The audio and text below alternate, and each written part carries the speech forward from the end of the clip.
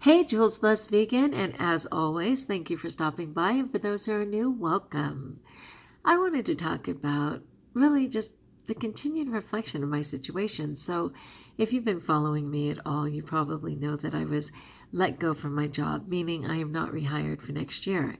But as is true for most teachers, even though you're not rehired, you sort of become a lame duck for the next 3.5 months. Meaning I have to still have grace, I have to go to all of my adjunct duties and sit in on meetings, but my input will not matter. Because, they're getting ready for next year. They're already thinking about who else they're going to hire in my position, and I just will not really be part of that. And it's really sad because some other people who were let go that are actually angry.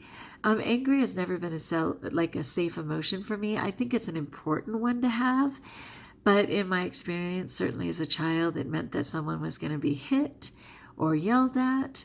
Something bad was going to happen, and I'm not very comfortable with anger.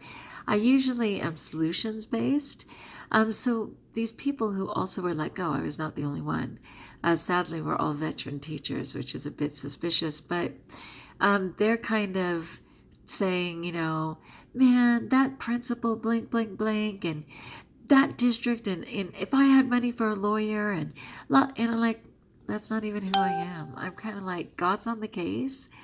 He's on to the next thing, and at the very least, I am going to meet with the union, and it's a humble little union because they've only had it a few years, but I'm going to meet with the union because I would like to change the process. I know it's not going to affect me, but I want to change the process for the next person so that they do have the benefit of knowing how they're doing in real time and having opportunities to change if something isn't functioning, and being able to step up so that they can have longevity, because it is a fantastic district, but I didn't have a chance, and I'm sorry for that. So I'm definitely going to have that conversation, but I accept that I'm moving on, and I'm not even sure where that is, but I'm going to stay open and do the footwork because I'm always called to do the footwork.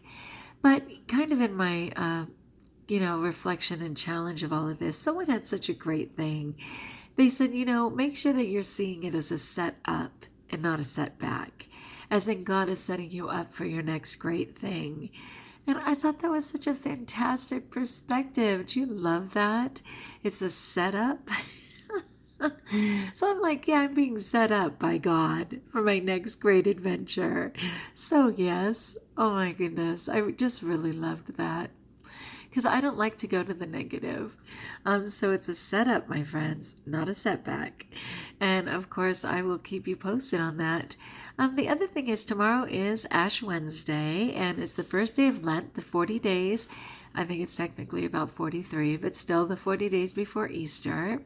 And I don't know if you created a mini goal for yourself. I know some of us are already doing Jules Blessed Vegan 45 weeks to the best version of yourself in the new year, of which we are on week 43.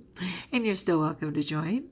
And also Dawn's Happier, she goes by Dawn's Happier Rebounder Challenge.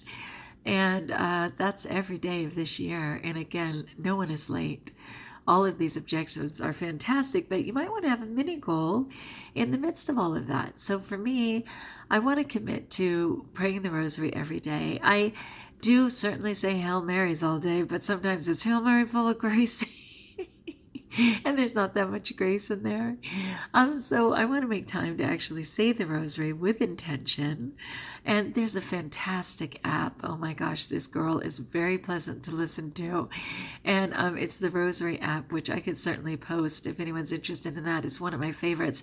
It takes 22 minutes, and there's a lot of good things you can do in 22 minutes. So it's kind of a good one to just listen to. And it has all 4 sets of rosaries. The glorious, the sorrowful, the new ones, the light, mystery of light. And what am I leaving out? Are you kidding me? Glorious, the glorious mysteries, the sorrowful mysteries, the I never know how tired I am until I start messing up on this video. Are you kidding me right now? Sorrowful. Glorious, sorrowful, joyful. Hi, joyful. The joyful mysteries. And the mysteries of light. Anyway, it has all of those and it does it for you. And the girl talks throughout and she gives the different Bible verses that it all comes from. And it's just really powerful. It's just a powerful meditation, right? If you need guidance for meditation, it's a fantastic one. Anyway, so I am going to commit to that daily rosary and try and stack that habit. And then the other thing I wanted to do, dare I say it out loud, is to get up early. Oh my gosh. All intelligent people, like for all of history, have gotten up 2 minutes before God in the morning, including Tanny Raw. And if you don't know who Tanny Raw is, find her on any social media platform. But anyway, they get up before the sun and they get a lot of their life done. They tend to go to bed earlier as a result, and that is my problem because even right now it's 11:15. I still have stuff to do. Usually around midnight I go, gotta go to bed, and then around 1 or 1:30 I'm still lying there praying to go to bed. So to get up at 4, it's quite a life change, but I think I can offer that up. In a way, I'm offering it up. I think prayer is very powerful in the early morning, and I was born at 4:04 in the morning, so it's a very comfortable time for me. And of course, the rosary is just smart. It's just smart. I mean, Jesus' mom, that's got it going on. She had it going on as a teen, saying yes to the Lord throughout her life, seeing her whole son's process, holding his dead body in her arms. Oh, God bless you, Mary. And just being available to us always and now. I mean, seriously, of all the women in all the universe, God chose this little girl, Mary, from a humble little family in a small little village to be the mother of our Lord, the mother of God in human form. I think that lady's worth hanging with. And besides, she calls me anyway, so hello, Mother. Yes, I will give my time for your rosary. And hello, Father. I will wake up 2 minutes before you and see if I can change my life. Another reason I'm doing that is because my husband really does pout in the evenings because it's just when I'm getting started. And I tend to be very efficient. I think it's, to feed him is showing love. To do the dishes is showing love. That's not the love he wants. He wants me. And so I got to meet halfway. If I get up sooner and get some of my nonsense done, I can certainly finish earlier in the evening and be with him before he goes to sleep. He goes to sleep older. I mean, I was going to say because he's older than I am. He is older, but it's because he gets up way earlier and works so hard all day.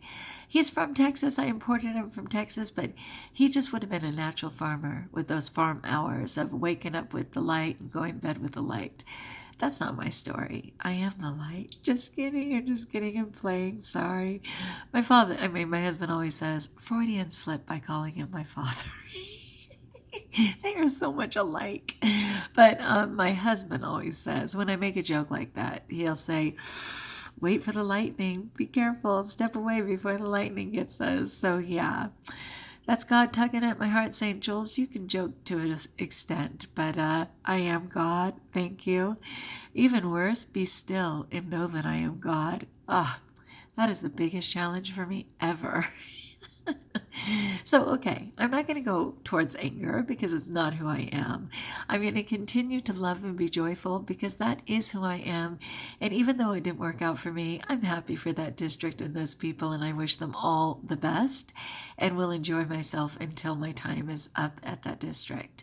And I will have ashes on my forehead in tomorrow's video because when you get your ashes, you're not supposed to wash them off. You're supposed to let them naturally deplete.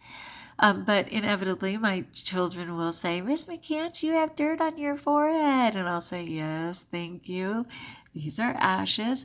And then I'll be able to explain. And for those of you who don't know, the week before Jesus was crucified, he entered into Jerusalem on Palm Sunday, and in people recognizing his humble amazingness, even on a donkey, they laid down all those palms to create like a magnificent red carpet for the king. And so what we do is Palm Sunday every year, palms are passed out. And every year people redonate their dried out palms. I have one hanging right here. And those are burned. And when they're burned into those ashes that are used on Ash Wednesday. So these will be the ashes from last year's palms for Palm Sunday, in case you didn't know that. And as a Eucharistic minister, I administer the ashes, though I won't do so now because I'm still trying to get into service at this church. But when we do that, we make a cross on people's foreheads and say, "You come from dust, and to dust you shall return." And again, that's just humbling people. It's just humbling us to realize that God literally took us from the dirt and the mud and formed us, and that ultimately this human body will go back to dust, and some sooner than others, right? If you're cremated. But of course, our magnificent bodies are still going to be ours when we get to heaven. We're not going to run around as little flashes of light. Okay, don't panic. You're not only going to have your body, you're going to have your best body. Though I am working on my best body right now, and we're going to see that great reveal. It's coming, people. So anyway, as always, thank you so much for letting me share. Peace be with you, and like if you like, join us if you haven't. And until we talk again, my friends, be blessed.